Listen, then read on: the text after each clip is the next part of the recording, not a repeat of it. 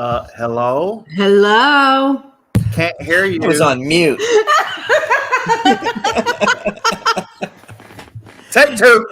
We're live, pal. Welcome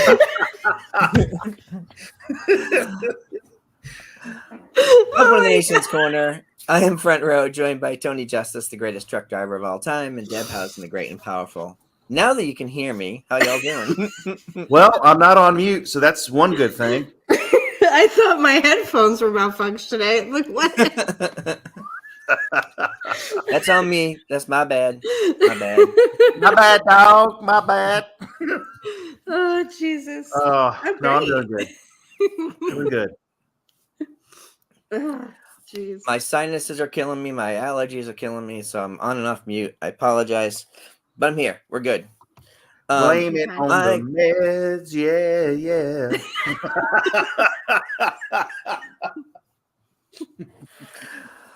Oh, Jesus. And we're off the rails 30 seconds in. Excellent. Wow. Yes. Without Elder here, too. That's a record. I know.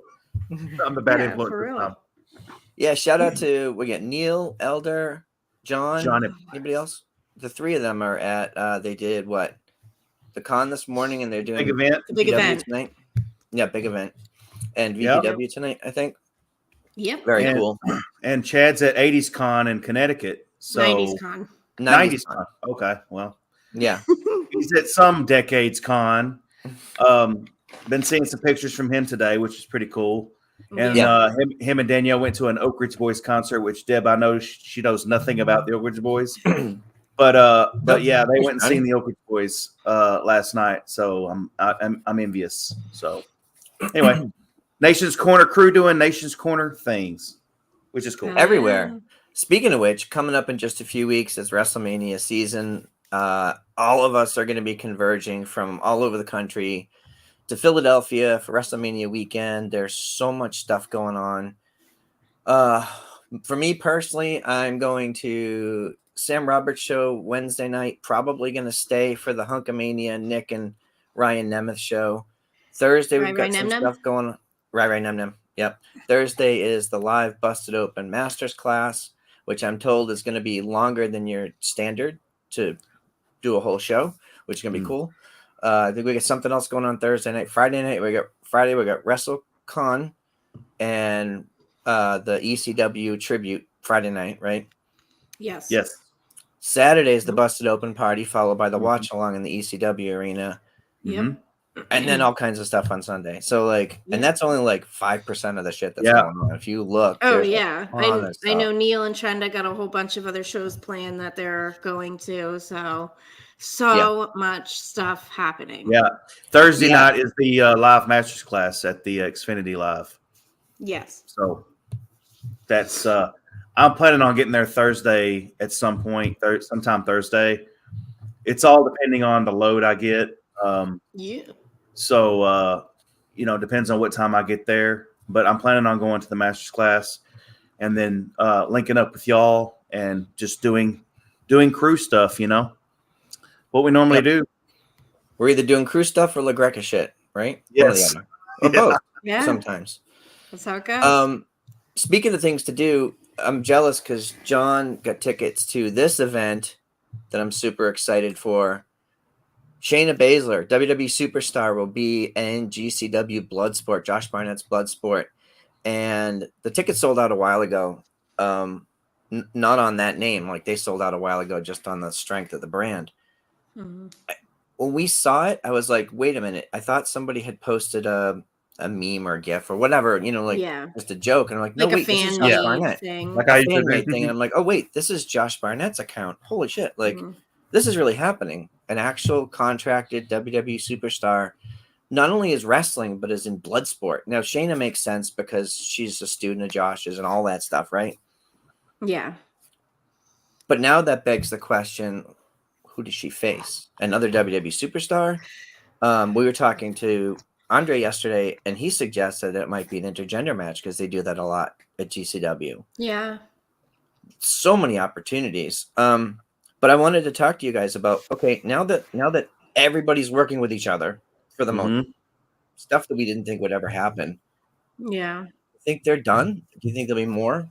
before Mania? There will definitely be more. Yeah. And I'm just very grateful that Triple H is in charge of WWE these days, and he is someone who sees the value in working with the smaller companies, and I just think it's incredible because there's room for everyone to succeed, and we've seen that. It's not the Monday Night Wars anymore. It's no longer the case where they're fighting to keep their business running. Like, WWE is not going to go out of business. They have absolutely no threats in that manner.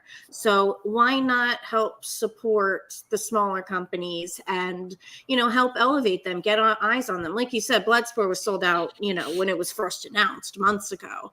So they didn't need to worry about ticket sales, but still just to be able to get more eyes on them. A current WWE superstar is wrestling on an indie show WrestleMania weekend. Like, that's just incredible to me. And yeah, I think it's a very welcome sign for more to come. So Tony, I want to ask you something, because like traditional thinking is the big voice in the room doesn't benefit from lending their talent out. Like, they don't. Shayna Baszler being in GCW doesn't make more people watch WrestleMania. They were already going to do that, right? Mm-hmm. So how does WWE benefit from that talent exchange? I say exchange because what if it is an exchange? Right. Well, I think when Triple H was first in the position where he is, right, and we were all talking, and it was said by somebody how he loved the territory system, and he was trying to bring the territory system back. Well, this is kind of, working with GCW, working with TNA, it's kind of like looking at that like territories, and it's benefiting because it's benefiting the wrestling fan. Jordan Grace at the Royal Rumble, yeah, it's not doing anything for WWE, but it's doing loads for her and loads for TNA. And the fact now GCW is on deck, this is helping GCW, and who knows what we're going to see at Bloodsport if there's more, which there is going to be more. I can guarantee it. I don't have a crystal ball in front of me, but I can guarantee you there's going to be more.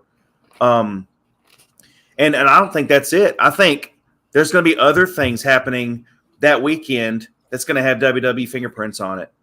I think we're going to get other organizations that are going to benefit from this. It's Shayna Baszler. It's kind of elevating her a little bit, because what is she right now in WWE? She's kind of a mid-card tag team with Zoe Stark, right? Right. She has the reputation. She had the reputation before she was in WWE, when she was in NXT, even before that. And we had talked about, hopefully, what if it's Ronda Rousey? What if Ronda comes into GCW? That would be amazing. To finish to continue a story that was told in WWE. But did they pivot? That's the question. Don't say that word. Drinking game. Damn it. Sorry. Hang on. But yeah. Shayna is. I think Shayna's benefiting from this. Not the WWE, because the WWE doesn't really need to benefit from it, because they're already here. They're already up here, right? But Shayna is getting to benefit because more eyes are on her. She's in a different place. Yes, she's representing WWE, but she's going to go there and kill. Not literally, but she's going to just do what she does, right? And it's going to have so many eyes to it. That was an event that was already sold out, and now you're going to have that many more people wanting to watch it because they want to see what Shayna's going to do. And okay, just real quick, my favorite fantasy booking just showed up in the chat, courtesy of Steve. What if R-Truth shows up at Bloodsport thinking it's me? That would be amazing. My bad, dog. My bad. Yes. That would be incredible. Please. But it's interesting because we talked about this when it first happened. You go, well, who benefits? Well, obviously Bloodsport, the brand, and GCW collective as a whole benefit. They'll sell more pay-per-view buys. There's a lot more social media interaction. My theory is when somebody attains a certain level of wealth or success or whatever, they start looking at giving back to the community, giving back to the people that help put them in that position, whether it's an alma mater or something like that, right? There's usually a philanthropic part of success that's a requirement. Like we've heard Mark talk about that extensively. This feels like that. This feels like WWE, specifically Triple H, going, yeah, we're number one by like a country mile, but the industry needs to be success, needs to be healthy. We can't be the only healthy company. This is what I think his thinking is, because I think he's forward thinking enough to know that if there's a numbers 2 through 5, well, they're distant numbers 2 through 5. If they're healthy and successful, well, they're generating more fans who might also now be WWE fans, and they might be cultivating these newer athletes. I think he has a different viewpoint, and probably The Rock, more than anybody, understands the grassroots thing, right? So now he's in the board going, we need to build the whole industry. We're now responsible for the whole industry. Yeah, well, and they are really as the massive front runner of the industry. They are the cornerstone. The WWE being there is what's holding everything together. Yeah. So they're like the linchpin.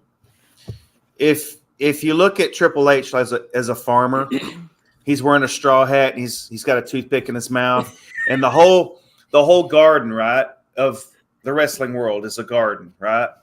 Triple H just went to the feed store and bought like 100 bags of fertilizer, and he's throwing in the fertilizer out on the garden to make things grow faster. He did this, like Front Row said, cultivating, right, for the whole wrestling community to prosper. And that is that is forward thinking on Triple H's part and whoever else was involved with that, right? That's forward thinking, a progressive way of thinking for the wrestling community, and not just being closed-minded like Vince was and acting like things didn't exist because we're the WWF, WWE. We're up here and no one else can even compare. And we're going to call you a different name when you come over here. No, Triple H doesn't think like that. And I'm so thankful that he doesn't. Yeah. Yeah. Agreed. I think he's always been very forward thinking. We've seen them, say on various documentaries that, he was a big proponent of, when he was in DX and stuff, he was a big proponent of, knowing how the business is going to change and you have to evolve with it. And, he got some pushback back then from kind of the old guard. But he was right there with it. Like, he knew that things were going to shift, that the business was going to be different, and you had to keep up with it. Yeah. I also think it's hard to put a metric on it, but when Jordan Grace showed up at the Rumble, WWE fans were like, "Holy shit, this is cool!" Like, and commentary did such a wonderful job of telling everybody why she was important and all that stuff. I think it builds fan equity even within your own bubble, because now people who thought they knew that nothing was ever gonna, that this deal was never gonna happen. Well, twice already this year, we've seen stuff happen that we said would never happen. Right. So what never happened thing is going to happen next week, right? And as fans of WWE, we're like, oh shit, what's going to happen the day after Raw after Mania? Who knows what's going to happen there, right? So, but it's exciting. It is Austin 316 Day. Happy Austin 316. I do not have an Austin shirt, but I have a picture of him somewhere. I'm not drinking beer, but I found a picture of Stone Cold drinking wine, so it counts. I have Neil's beer in my fridge, but it's bad, and I'm probably not going to drink it. So sorry, Neil. It's been there for months, right? Since November, but I look at it and I think of Neil. And I'm like, I can't throw it out, but I'll throw it out eventually. You're going to throw Neil out eventually. I remember Neil. Wow. So speaking of Austin 316 Day. What was your favorite front row? What was your favorite Austin 316 moment of all time? The ones from the Attitude Era are really easy, and it's the ones people talk about all the time. But honestly, like, one of my most favorite ones was this last run that he had, because nobody thought it was going to be possible. That match with Kevin Owens far exceeded my expectations. And is it the best moment of all time? No, but to me, it's one of the most unexpected Austin moments. I did not. When the rumors were swirling and when we saw him come back to TV, and I'm like, I don't know if this is a good idea. was a fantastic idea. And Mhm. if that is officially his last match, man, he got a chance to do something really special with a guy who idolized him and protected him and worked with him in the best possible way. I thought all of that was perfect. So for me, maybe it's recency bias, but I just love that he was able to come back and have that moment. Yeah. Deb, what about I you? completely agree with that. You know, if we're talking about Attitude Era moments, I'd probably go with the bedpan because, you know, that's Ding. just yeah, you I still hear can't. that sound. I can never Yeah, not unhear that sound. nothing tops that. But I would totally agree that, you know, WrestleMania 38 in Dallas, you know, Tony and I and Seth and Chris and Chad was up there and somewhere in a section above us, and The Trenda crow's was nest. somewhere up there. He was up in the crow's nest up. Yeah. Yeah. You know, we got to experience that being live in the crowd. And, you know, I had never been to WrestleMania before. So it was not only my first WrestleMania, but, you know, I kind of say this all the time, like, as my first WrestleMania, I got to check so many things off my bucket list that I never thought I'd be able to see. I got to see the Undertaker entrance. I got to see Triple H's entrance. I got to see Stone Cold's entrance. I got to see Stone Cold have a match at WrestleMania. And that's something that I never thought I'd be able to say as someone who only started watching wrestling in 2007 and only started actually going to shows within the last decade. So yes, that was, you know, WrestleMania 38 in Dallas was a very special experience, and it gave us the instant classic moment of Pat McAfee laying there pouring beer in his mouth, and it's just, you know, falling. Classic, instant classic. I remember when we were there, you know, we were all the way up in like the, you know, the 300 section, so it was hard to see because, you know, AT&T Stadium is a city, and so I was watching, you know, seeing on the screen, and I saw them zoom in on Pat McAfee. It just an instant classic moment, and that would have never have happened if Stone Cold didn't come back. So I'm thankful for that. Yeah. Not surprisingly, Neil says the beer truck was his favorite. And Steve says his favorite was when he attacked Brett in the ambulance to change the momentum. Right. Tony? There we go. Yeah. The beer truck is one of my favorite moments too, and the Zamboni, of course. But one of the I almost said it. I'm gonna drink anyway because I almost said it.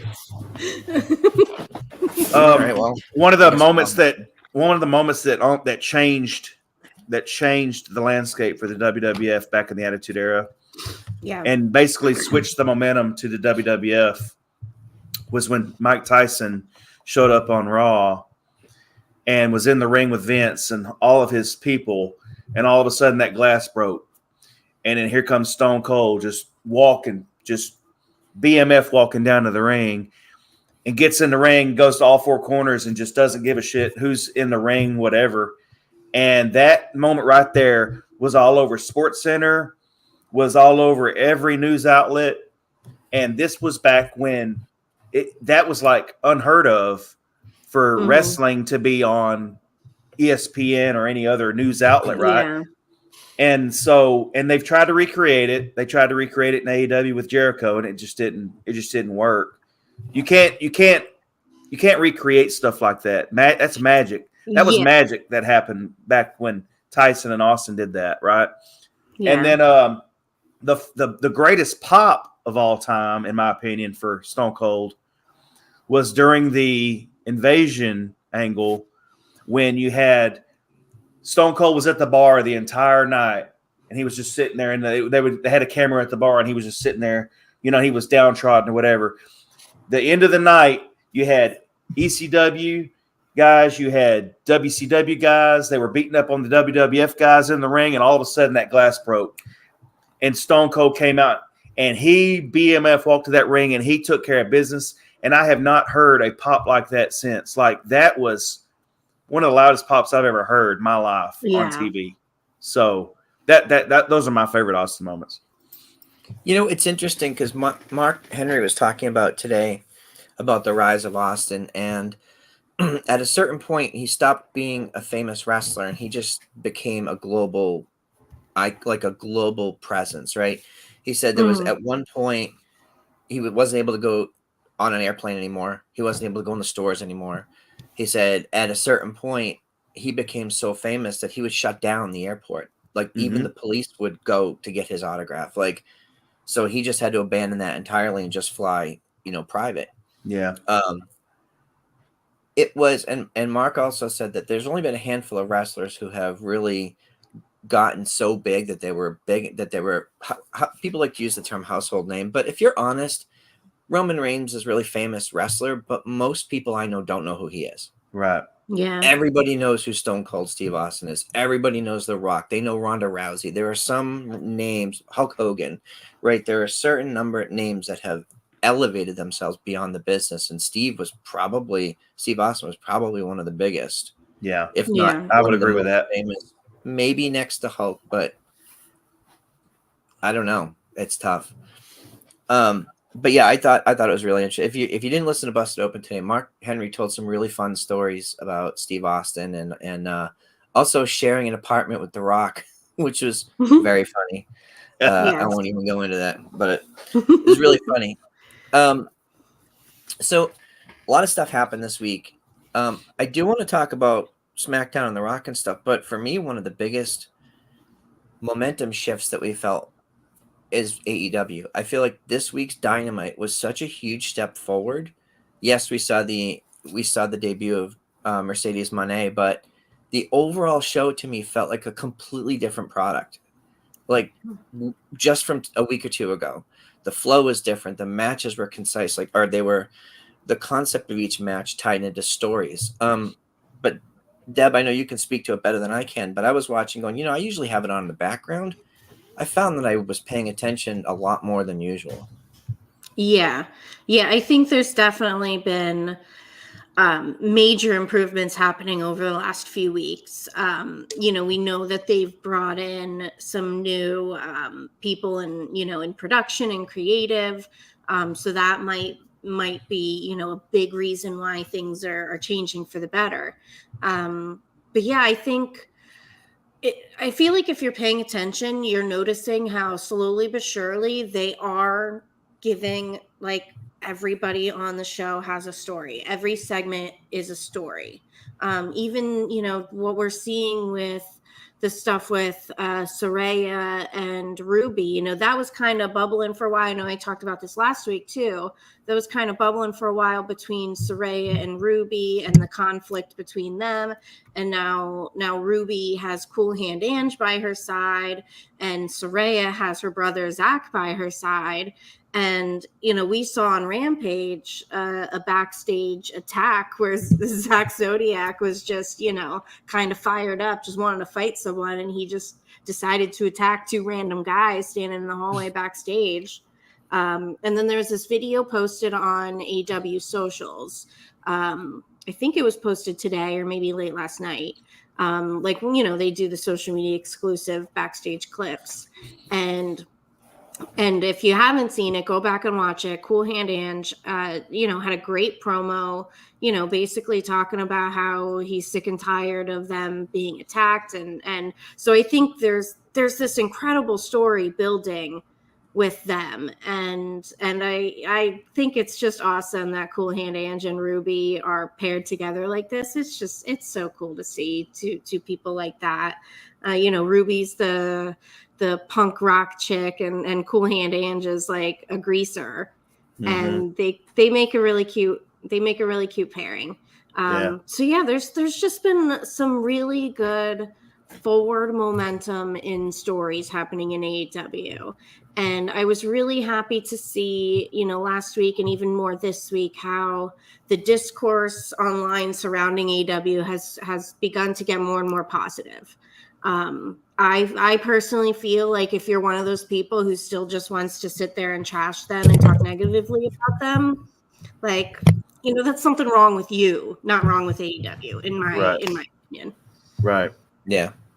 Well, within a short period of time, I mean, they've signed Okada and Will Ospreay and Mercedes. I mean, just within a very short window, you've got three of the biggest free agents, like legit superstars. Yeah. And they're starting.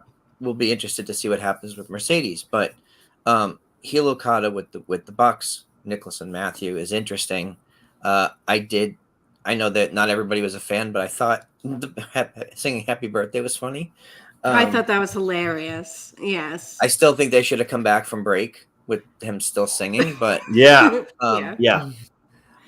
but I think and I think Tony, we were talking about this the other night. Like, I think Okada's time with them is short lived. He's a single star, right? Yes. Yes. I mean, he's going to have that breakout match with possibly Bryan Danielson. It's probably going to be his first singles match, which is a match that's already happened in New Japan. But the chance to do it over here in the States, and I'm sure him and Will Ospreay will tie up. I'm sure him and Eddie Kingston will tie up. I'm pretty sure there's plenty of matches that can go around for Okada. So yeah, him with the Bucks is short-lived. I think I would say 2 to 3 months tops. Possibly the next pay-per-view that comes out, which is Double or Nothing, I think in May. Dynasty. Oh, Dynasty. Okay. Yeah. But Double or Nothing's a bigger show. That's probably a better place. Yes. I think I agree with you on the timing. Yes. Yeah. And I popped earlier. Sorry, y'all. Y'all were talking, but John and or Steve popped me in the live chat with John saying, "Give me the Zamboni all day," and then Steve said, "Whoa, John, buy dinner first." That popped me. Steve usually pops me anyway, so I'm sorry. Yeah. It's Steve's fault. It's Steve's fault. Yeah. But yeah, I agree, Deb. AEW's momentum, it needs to start somewhere, and I think Big Business was a good place for it to start, and even Revolution was a good pay-per-view too. So yeah, I really think it started at Revolution. Yes, I mean there had been steps and little gains before Revolution, but I think the definite shift happened at Revolution. And you're seeing. I was listening to Cheap Heat podcast with Peter Rosenberg earlier at work. And, Peter Rosenberg, he works for AEW. He works for WWE. I'm sorry. He's notoriously a WWE guy. He, admits on his show all the time that he doesn't watch much AEW. He says all the time, a lot of it he just can't get into. And even he is saying, these 3 signings these last few weeks are a big, big positive change. And, he's even saying that a lot of the stories are compelling and it's getting him interested in the product. Yeah. All right. So let's get into it. This has been one of the worst kept secrets, obviously, for reasons. For reasons. But Mercedes Mone is All Elite.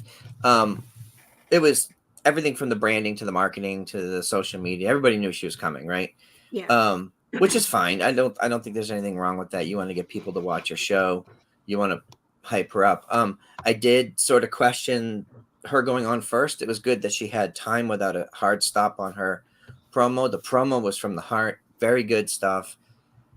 But like a lot of people tuned out afterwards. I think they could have done a better job of keeping people invested by saying she's coming there's other stuff. Like we're going to see, and we did see her in backstage as we saw the thing at the end, but I might have put her in the middle so there was less time. But what do you guys think about her coming to AEW, and is she enough of an influence to really drive the women's division to a new level?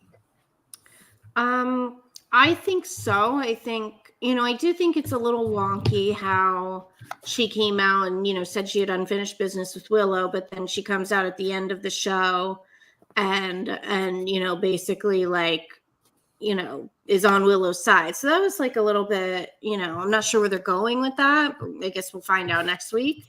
But yeah, I think it's big that she went to AEW. I think it's going to be great for the women's division. We're already seeing major steps forward in the women's division, especially last night on Rampage with Thunder actually coming out as part of a story. Wow, Thunder's part of a story. Yeah. My God. So yeah, so I think it's great overall. Obviously we, like Tony said, we don't have a crystal ball. We don't know anything for sure. We can only kind of speculate and just give our thoughts and impressions. But yeah, I think it's definitely a good move for her. There's always so much discourse online about, when people kind of switch companies or whatever. And I guess she said in an interview that, she will probably go back to WWE at some point, and some people were kind of shitting on that, saying, well, if you're going back to WWE sometime, well, then what's the point of you being here? I don't know, maybe to get new experiences and to learn under new people and to be able to widen your horizons with your experience and knowledge. I don't know, maybe. I mean, isn't that what Cody did? Right. That seemed And to so work out many okay. people do that. It's something what grinds my gears. It's something that kind of bothers me when people are like, oh, she's going to AEW now, and especially there was a weird conversation happening online about people being pissed off that Bayley and Trinity and Tamina were there supporting her. Like, there were even people calling them to be fired from WWE because they were there supporting their friend. And it's like only this like weird section of fans have created this massive divide where there is none. Like, why is it so wrong that some people will work for multiple different companies throughout their career? They gain knowledge from the various people that they work with over the years. And yeah, she's probably going to go back to WWE at some point in her career. Like, I think it would be insane to think that she's not going to.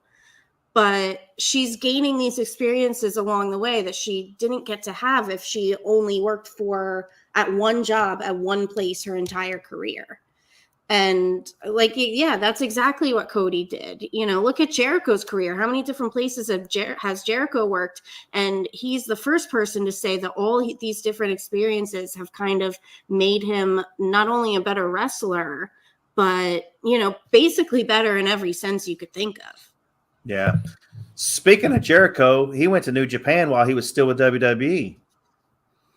So him getting to do that was a peek into what's going on now with what we're seeing happening, in the wrestling universe now. But to your point, I enjoyed seeing the video clips of Bayley and Naomi and Tamina dressed up, having masks on, coming into the arena and then going up to where they sat. I enjoyed seeing that was entertaining to me just in that alone. But the fact that they were there supporting their friend, and that's not the only place that they've been. They were in New Japan supporting her there too. At least Bayley and Naomi were. But I mean that is what you want to see, right? I mean, right. I think people have been programmed to believe that can't happen. It's a different wrestling program. You can't do that. It's because number one, they're assholes. Number two, they're programmed to believe that because of how Vince did things, right? Right. Well, that's null and void now. Thank you, Vince, for what you did. Thank you for making the WWE what it is today. But now it's about to shoot off into the stratosphere with Triple H at the helm and Nick Khan or whoever. But Triple H he's the visual that we're seeing that running things on the WWE, and his ideas and stuff are getting listened to, and he's doing it. So I'm just happy. I'm happy that we can enjoy wrestling the way it's like. When they come out with video games, wrestling games or whatever, and you can create a wrestler, but you create someone from a different company and put them in your game. It's kind of like the same thing. Now it's real life, though. Now it's starting to become real life. So I'm enjoying it. I think it's so silly and weird that people have this idea with wrestling that, it's very strict. Like, you work for that company and you work for that company and there's no mixing. Like, that would be like, Tony, you're a truck driver. That would be like your job telling you you're not allowed to associate with anybody else who's a truck driver in any other company in any other place in the world. Like, I work for a hospital. There's like 10 major hospital systems in the area where I live. That'd be like my job telling me I'm not allowed to go out and have a drink with someone who might work for a different hospital. Like, that's fucking ridiculous. But yet people have this concept within wrestling that you're not allowed to be friends with anyone who works somewhere else. You're not allowed to associate with them. You work for that company and that company alone, and that's the only place that you are allowed to like socialize or whatever. Here's a funny example, right? Me and my friend Justin, who I used to work with at D&E, he met me last week, or I guess it was last week at Hooters, right? He was still wearing his work clothes. He's a beer distributor. He works for Anheuser-Busch. Okay. And he had the Anheuser-Busch logo on his shirt. He told me when we walked into Hooters, he's like, "Yeah, I can't be caught drinking another beer in this shirt." And I'm like, "What?" He's like, "Yeah."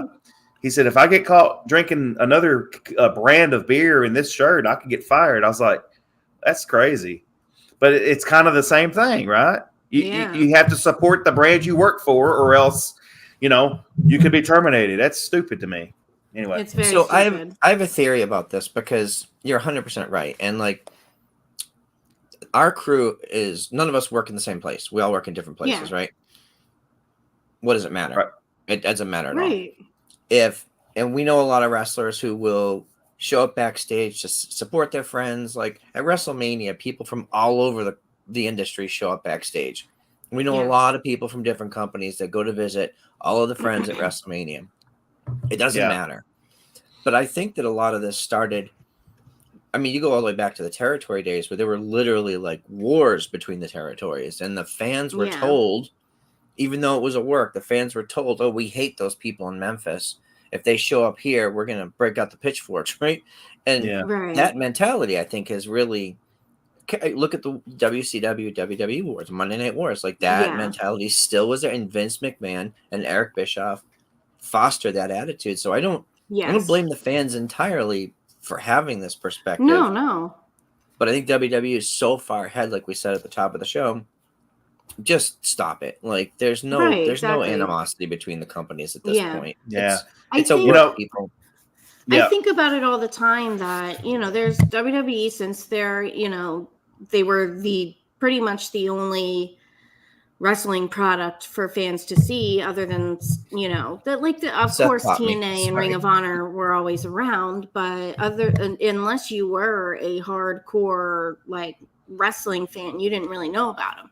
Mm-hmm. But WWE's done so many documentaries about the Attitude Era where they do kind of foster that us versus them mentality, and they really kind of impress upon the fans that there is an us versus them mentality, that you're either with us or you're against us. And I think they even said that line multiple times in their Monday Night Wars documentaries. NWO. And so there's a whole generation of wrestling fans that have grown up being taught that, being told that if it's not WWE, it's wrong. Yeah. Y'all probably weren't watching live back in the day on the Attitude Era, but I was. But one of the examples that I want to put out there on WCW television on Monday Night Raw, Eric Bischoff, they opened the show. There was a Harley in the ring, and Eric Bischoff was just laying on it. He was all cocky because of the ratings or whatever, and he called out Vince McMahon. And the whole show, because they were close to the same, they were in the same area. I think WWF was just right down the road in another arena or whatever. And the whole Nitro was centered around, what if McMahon shows up and Eric Bischoff was going to challenge him to a match, and he called him out and everything. The whole Nitro was centered around that. And of course, Vince never showed, because Vince doesn't have to do stuff. He wasn't going to. No, he doesn't have to do stuff like that. Eric Bischoff felt he had to do stuff like that to be controversial, right? He has a book, Controversy Creates Cash.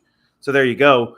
And Tony Khan, in the same vein, nowadays, even though WWE and AEW aren't considered head-to-head competitors, you'll see AEW and Tony Khan reference WWE on their television, but you're not going to see the WWE do that on their television. Right. So there you go. I think that's only done because the Monday Night Wars mentality still exists in so many people. Yeah. When like there's no war. There's just no war. Like there might be in some people's heads, but it's just not a thing. No. Because there's one thing, it's one thing to say, okay, this company did 1 million viewers, this company did 1.5 million. Yeah, okay, but this company is $100 million company, and this one's a $22 billion company. That's a Right. very different conversation, right? Yeah. They're in Disney territory now with the merger and all this other stuff. Yeah. So, I do want to talk a little bit about SmackDown because, and this is a question that I think people have been talking about. The Rock got 23 minutes or whatever to do his thing, and basically he had the Rock concert, but then a lot of his promo was actually just lifted from the social media thing that he did earlier in the day, which is fine. Not everybody saw it, although technically more people saw it. But I have two questions. The first is, Rock dropped F-bombs not only in, by the way, I think it's great. I think it adds realism to all of it. Yeah. But it's a family-friendly product. So the question is, he's dropping F-bombs in his social media promos. But then he also cursed on Fox. Now, they knew it was coming. The censor was there. Okay, that's fine. I get it. It's a work. I know the deal. But it's still surprising to hear The Rock curse like that in a WWE ring in front of 15,000 people, however many it was. Yeah. Any thoughts on like why they're going in this direction when nobody else is cursing? So my thought is that I personally feel like the concept of what is family friendly or what is, kid friendly, or it has changed over time. A lot of kids are on TikTok or Instagram scrolling through videos and stuff. And I think especially when it comes to cursing, cursing is much more normal for kids to hear than it was in years past. I think it's definitely, I don't agree with like doing the whole like, oh, cover your ears, you're not allowed to hear this word. I think it's more of, why can't kids hear the F word? And then it's just, it's basically up to the parents to teach them like, that's a word that adults can use, but you as a kid shouldn't say that. That's an adult word. Okay, I guess go ahead, sorry. There's so many things in life where I feel like it's more detrimental to the kids to shield it from them rather than have them exposed to it and teach them that it's something that adults do. So, but I'm not a parent. I agree with all that, and we do have kids, and we didn't curse around them until they got to a certain age. They were youngish, but there was a time period when we didn't curse around them because they were very young. Yeah, I don't have a problem with any of that. What I'm questioning is when you advertise something as a PG family-friendly product and the families have this trust that your rating is accurate and you go there and there's cursing, now you're giving them a different product. It's not as family-friendly as they anticipated. I don't give a shit, but I think it's an interesting thing that only The Rock has the ability to do that. Yeah. So he's The Rock. Steve. Sure. Yeah, Steve hit on the point I was just about to make. Steve said they're getting geared up for their shackle-free Netflix presentation. Yes, that's what I was going to say. They're teasing it now on Fox. They're about to lose that whole deal there and go to Netflix, where there is not, in my opinion, I don't know for a fact, but Netflix doesn't have censorship. They're not going to have censorship. It's all really up to the individual show of how they want to present. Right. Yeah. There's a lot of, I've seen a lot of documentaries on Netflix that show nudity and stuff. They don't have censorship. Right. So you have to view it. I'm sorry, Tony. I get crazy about this stuff because like people don't understand. Cable does not have FCC regulations. The only censorship for cable is self-censorship based on what your advertisers have an appetite for. You can have nudity, you can have cursing, you can have all of that as long as the people that are paying for the show agree. It is no different than Netflix. Well, it's slightly different, but the restrictions are the similar. Because Netflix doesn't have ads, which they might. But they will. They are. Yeah. They're coming out with an ad tier. So they're going to add an ad-free tier, so you're going to have to pay more to get all that stuff. Anyway, separate conversation. Fox is on a broadcast network television show. I mean, a channel, right? So if The Rock curses and they don't catch it, they pay a fine for every affiliate. every single one has to pay a fine. So they're very, very careful about not letting anybody curse or violate whatever FCC regulations. So Yeah. when we know, as soon as I heard that, I'm like, well, they gave the heads up, or even they might have censored it at the feed level so it never got to the network. Whatever. Yeah. It never went out on the air. We know what he said. But he's the only guy doing that. And it's really interesting to me because I know this is a whole separate conversation, but like we talked about at the time that AEW was maybe cursing too much, like it was losing its meaning because they were doing the same things over and over and again. I think they've cut back a lot on that, and they've done things that make it more meaningful when somebody does actually use that language. So it was shocking. I wasn't surprised to see it in the social media, but to see it on TV was interesting. But I wanted to talk more about the actual content of his stuff because he was super over last night. You can't convince me that he's a heel after last night. Even though he said all that stuff at the promo at the end, which was, what it was. But he got cheered the entire night. They chanted Rocky, not Rocky sucks. They were with him the entire night. I thought it was a curious decision to put him in front of a crowd and entertain for 23 minutes a guy that's supposed to be a heel in the main event or in WrestleMania. And actually, Cody and Seth got booed during that segment too. So, yeah, you're turning the momentum. You're wanting the momentum to be for Cody and Seth, but last night the crowd was totally in favor of The Rock. I mean, I even made the comment, "Wow, he's getting the babyface treatment tonight." They changed his entrance theme, went back to the Hollywood Rock theme, which was awesome. And I've seen so many videos today of different people reacting to it and losing their minds whenever they realized that his theme was getting changed. I thought it was cool. Of course, the lightning, the visual of the lightning and stuff, and it's like he's spawning on the stage. That is awesome. Like it's Black Adam-esque. So I thought that was amazing. Another point I wanted to make prior, the reason why The Rock is cussing and saying what he wants is he's flexing that TKO muscle because he's on the board. Yeah. He can do whatever he wants.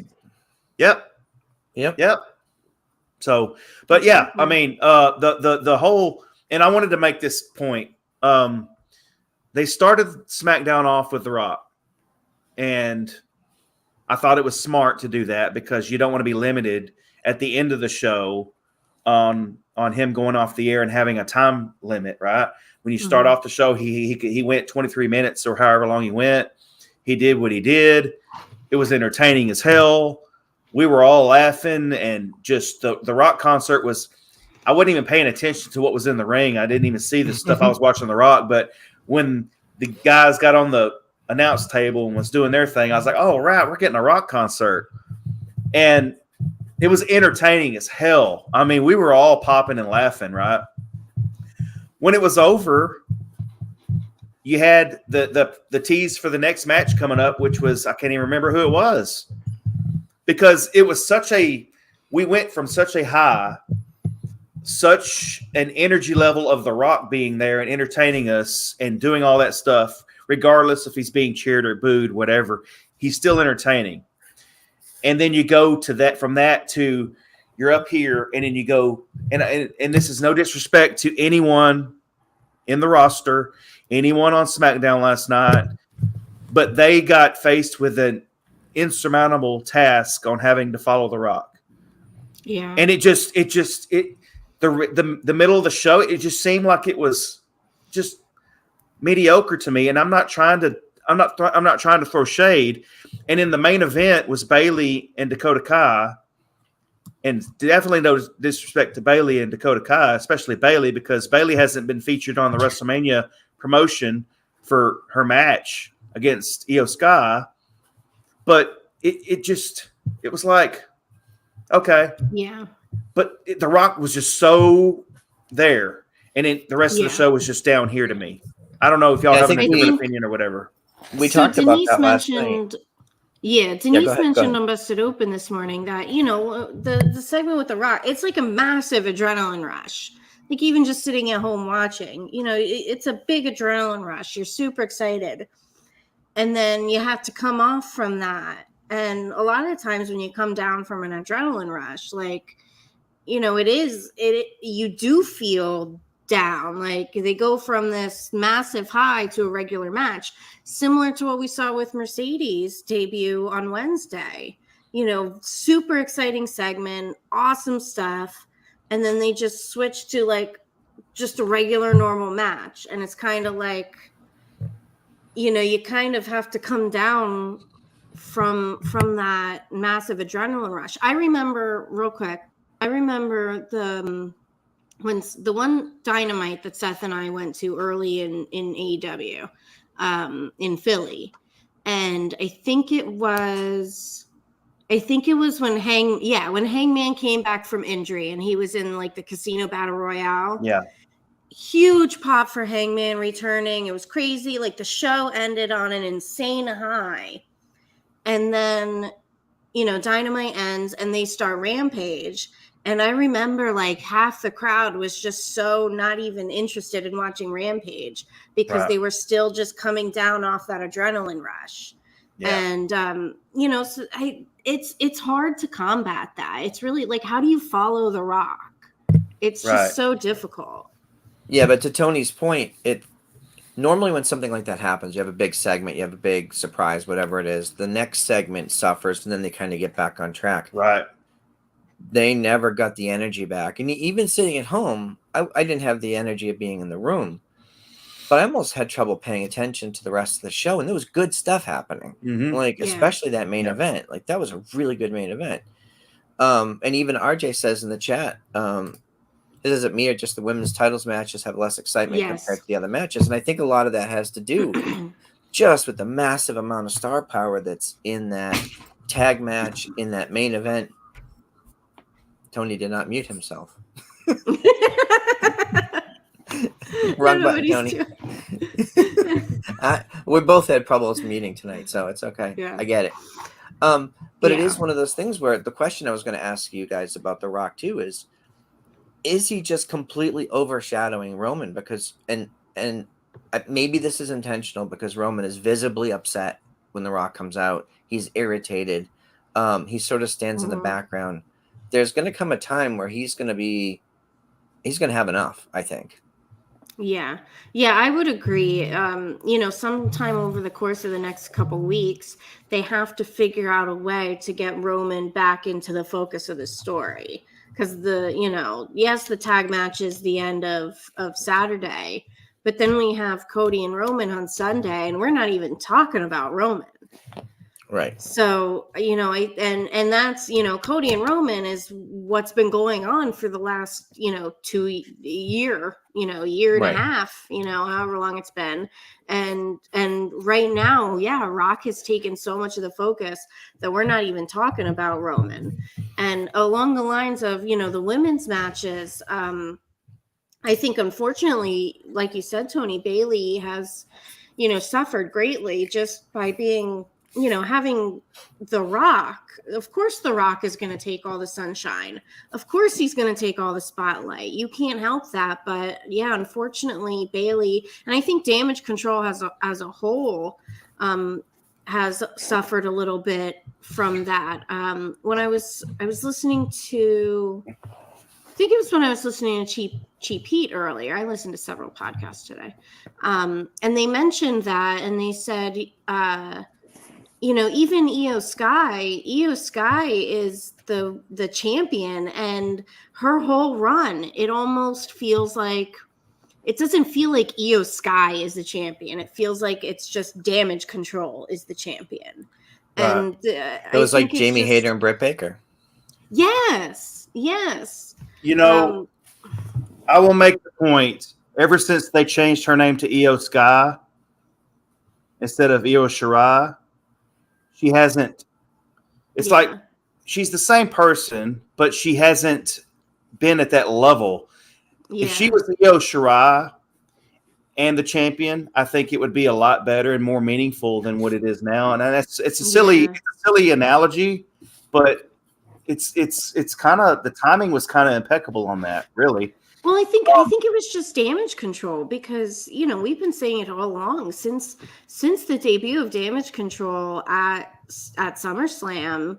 It's just been weird. It's just, I don't think it's really actually benefited any of them, honestly. I think that was true for the first year, but I think really in the last 6 to 8 months, it's gotten better. It's gotten a lot better. They've actually gotten us interested in the group, which we, weren't necessarily in the beginning. Because Bailey's fighting from underneath. Yes, it has gotten better since the whole conflict with Bailey within the group. Yeah. But still, there's still just something kind of like, maybe it's just because they're being overshadowed by everything else going on that is so historic. Yeah. I don't know. I will say promo last night when Dakota Kai said, in order for damage control to elevate themselves, we had to trim the fat. We had to get rid of Bailey. Like, that right there was like okay, you're saying that. That's what we all know that happened, but they're saying that. And, okay, so when you say something like that, you're expecting, okay, you're going to say that. Now what's going to happen here? Like, you got to raise yourself up. You're making that statement. So now where's damage control going to be after WrestleMania? Yeah. And so the infighting with them has been very compelling. It's really made them way more interesting. Yeah. But still, there's no focus on Io being the champion. Right. Like, Io's the one that's the champion, and there's just no focus on actually her. Yeah, and I still I'm on my soapbox about this. Go ahead. All the time. Go ahead, brother. The winner of the Royal Rumble is promised the main event of WrestleMania. It's in the graphic. They say it over and over and over again. And almost every year that there's been a women's Royal Rumble, with only a couple of exceptions, they've not gotten the main event of WrestleMania, even with a 2-night opportunity. That pisses me off. Now, I do understand that the people that are involved in the matches that are in the main event, it's just a much bigger story with more star power. I get it. That's what should main event, right? I just think it sucks that year over year, Bailey wins this year, and there's no way she's main eventing. There's no way Bailey and Io are main eventing. We already know what the main events are going to be. Right. So, and it sucks. It is what it is. I guess, like you said, it's The Rock. So that's what's going to happen. But I just think it kind of sucks. So I want to give real quick. I want to give a podcast recommendation. If you're not familiar with Bull Nakano, who's going into the Hall of Fame this year, and a lot of people aren't, I get it. She's from a previous era of wrestling. She's a Japanese wrestler. Big influence. Go listen to Sam Roberts' podcast. He did an emergency podcast and gave a nice summary and overview of her history and her career. She's incredible when you start to really look into the influence that she's had, and she's trained people since like the 80s. Like, since she was in-ring competitor, she's been training people. Even to this day, I'm pretty sure she's still training people. And there's some really great pictures of her and Asuka out there, recent pictures. So okay, I highly recommend, if you're not familiar with Bull Nakano but you are a fan of women's wrestling or just wrestling in general, and go back and look at some of her early matches in the 90s. They are so brutal and violent that they would absolutely fit in today's environment with the athletes that are in there, as well as like a GCW ring. Like, she's no joke. So go back and check that out. Yeah. The other thing I wanted to, I know we're running a little late, but we always talk about like how exciting this time is as fans. And I've heard literally everybody who's anybody in the wrestling industry say the same thing. This is the most unpredictable, in the best possible way, season of WrestleMania that I've ever had. Like, I've never gone into a WrestleMania looking at the card going, I don't know what the hell is going to happen. I don't know what's going to happen Monday or next Wednesday or Friday, like any of the stuff that's going on. Do you guys agree that this might be one of the most exciting times as a fan? Yes. Absolutely. Wholeheartedly. Yes. Absolutely. When I first started watching wrestling, and from, several years, like probably up until 2018, 2019, I didn't feel this excited about wrestling as a whole, especially WWE. I remember, several years in a row where the WrestleMania card was very predictable. You knew exactly what the matches were going to be. You knew exactly what was going to win, who was going to win. And, that's a big reason why a lot of people, got so bored with WWE for a little bit. But now they're, back better than ever. Right. I think it's just incredible how things have changed over the last few years. Yeah. Go ahead. One thing I will say is there's not as much emphasis on 2 nights of WrestleMania. This year alone, I think everyone's they've accepted the fact that WrestleMania is 2 nights. Okay, it is what it is. But they have matches and the talent and the card to be able to support 2 nights of WrestleMania. Like, yes. we're going to be seeing a lot more things on the 2 nights of WrestleMania, especially this year. So I think people have accepted the fact that it's 2 nights. There's not as much blowback on it anymore, in my opinion. I like it. I like the 2 nights. They took the idea from Wrestle Kingdom, and I like it. The couple years prior to making it 2 nights, we were sitting through like an 8-hour show. And I could only imagine how it was for the people sitting in the stadium. Like, you have to be there early.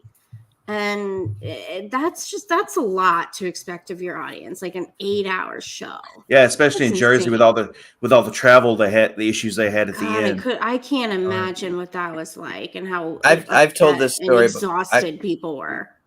I've told this story before, but we were at Mania 33. We got there at 3:30. We got seated at 4. The show started at 5. 2-hour pre-show, and at midnight, main event was still going on, and we left before Undertaker and Roman finished because we were absolutely exhausted. 8 or 9 hours we were there. So I, as a fan staying at home, I much prefer the 2 nights because it's digestible. I don't have to dedicate an entire friggin' day to this thing. And if I'm there, it's more expensive to buy 2 tickets. I get it. Even with a package deal, it's more expensive, but you're getting 2 really good shows and you're not completely wiped out halfway through the show. Yeah. The no last more thing 8-hour you want shows. is the last thing you want is for people to walk out before the end of the show just because they're so freaking tired that they've been sitting there all day. Yeah. I got to answer before we wrap up. I got to answer Neil's question. Which women's title should main event? I mean, after what I just said, like Bayley and Io should main event because Bayley won the Rumble, but it is not the biggest story in the women's division. Right. No. Rhea's a bigger star. Yep. Yes. Yep. So. Yeah. My answer is no answer, Neil. Sorry. His answer is nil. Nil. It's nil, Neil. It's nil. All right, you're going to the corner. First one into me. Hey, I went to the corner a while ago. I had to go pee. I'm sorry, y'all. I could not hold it in. I know, we heard. Yeah. What? You didn't mute yourself when you walked away. You just turned your camera off. I muted.